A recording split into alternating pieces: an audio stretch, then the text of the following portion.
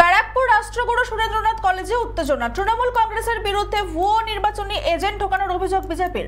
বেশ কয়েকজনকে ভোট গ্রহণ কেন্দ্রে ঢোকার মুখ থেকে ঘাড় ধাক্কা দিয়ে বের করে দেয় বিজেপি নেতা কর্মীরা। পরিস্থিতি উত্তেজিত হতে দেখে ঘটনাস্থলে পৌঁছান ব্যারাকপুর পুলিশ কমিশনারেটের উপনগরপাল উত্তর গণেশ বিশ্বাস।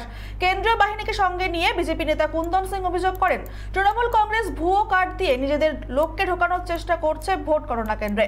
অপরদিকে বিজেপির করা সমস্ত অভিযোগ অস্বীকার করে দমদম ব্যারাকপুর সাংগঠনিক জেলা তৃণমূল সংখ্যালঘু সেলের সভাপতি নওশাদ আলম কি বললেন শোনাবো আপনাদের।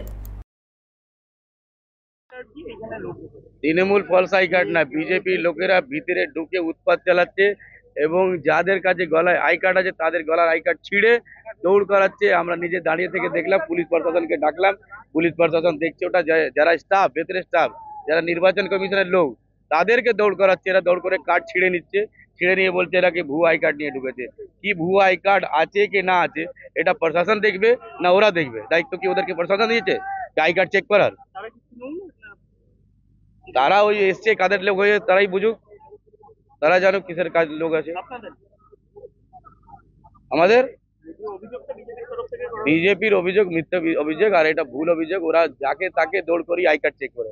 আই কার্ড চেক তো তিনটে জায়গায় আই কার্ড চেক করা হচ্ছে এবং পকেট চেক করা হচ্ছে, মোবাইল চেক করা হচ্ছে। প্রশাসন নিজের তরফ থেকে দেখছে, তারপরেও এনারা নিজে চেক করা শুরু করেছে।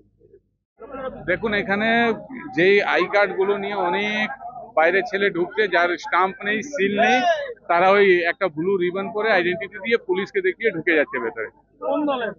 এটা কার করবে? এটা চুরি তো শাসক দলই করবে, এটা তো এখান বিজেপি করবে না, তৃণমূল দলই লোক করছে।